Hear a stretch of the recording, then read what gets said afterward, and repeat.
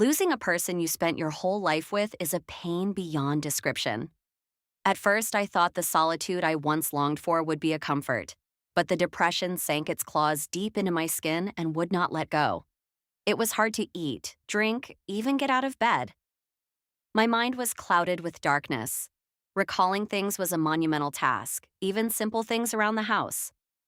I'd be sure to shut the kitchen door after dinner, but each time I'd come back, the door would be open. I tried to focus on it, but no matter how many times I watched my movements and made sure to shut the door, it would always be open. The mystery became an obsession.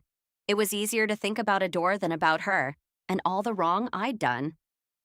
I never actually saw it open, but one would need to leave the room or turn around and it would open up. But only after the time my wife and I used to leave the dinner table. Oh, my poor wife. The thought of her waking up in the middle of the night with foam around her mouth, digging her nails into my skin, still haunted my mind. Before she passed, we had a habit of cleaning the mugs on weekends. Each time we'd turn them upside down to let the water drip out. At first, I could barely clean a few of them, but one weekend I finally managed to get out of bed and clean them all. My fingers wrinkled from having my hands under the running water for so long. The next morning I woke up, my eyes still drowsy from a night of rolling from side to side and staring at the wall. The kitchen was colder than usual. The cupboard doors felt harder to open. I opened the cupboard to get my coffee mug, but my body immediately recoiled. Every mug was upside down except hers. The one she drank from that night it happened. I shut it, counted to 3, and opened it again, but the cup was still there. I grabbed my coffee mug and ran back to my room. That day, the memories of her struggling out of bed, running to the bathroom, and trying to throw up kept flashing before my eyes. No matter how many times I turned to push them away, they still came back. The pain forced me out of bed. I got up and paced around the room. The floorboards creaked under my steps, and with each creak, a whisper sounded. My mind must have been making it up, I kept telling myself. But slowly, as the sun set, it became more and more audible. A quiet whispered, "Why?" This must have been the depression, the isolation, I kept telling myself. I jumped back to bed and closed my eyes as hard as I could, but sleep wouldn't come. Cold sweat ran down my forehead. I turned from my side to hers, but that's when I noticed that her side was colder than mine. My stomach twisted.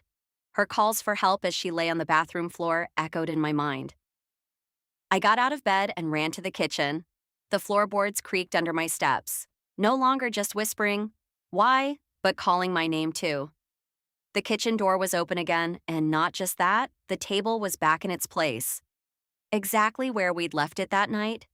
That night it happened. I ran to the coffee machine and put the beans in, not even opening the cupboard. The old dirty mug would do. The last thing I needed was seeing her mug upside down again. I slouched down at the table, trying to collect my thoughts. The room was dark and cold. No moonlight came through. The smell of rotting fish filled the air. I closed my eyes and rubbed my temples. As I opened them again, a cup of coffee was already sitting before me with a box by it. I couldn't remember making it, but who cared? I had to wake up from this nightmare. The coffee tasted stale, almost like the air around me. I put it down, but then I noticed it was her mug. A shock ran down my spine. I got up from my chair and put my back against the wall.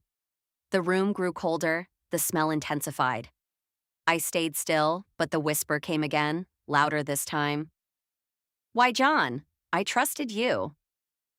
The mug began moving from side to side as if someone was stirring their coffee in it.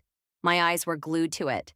It started moving faster and faster until it knocked itself over, spilling the coffee out. The coffee dripped onto the floor. The smell of rotting fish grew. Saliva filled my mouth. Nausea. The light flickered. My eyes shot to the box. It was rat poison, the same one I used for... My stomach clenched, my feet weakened.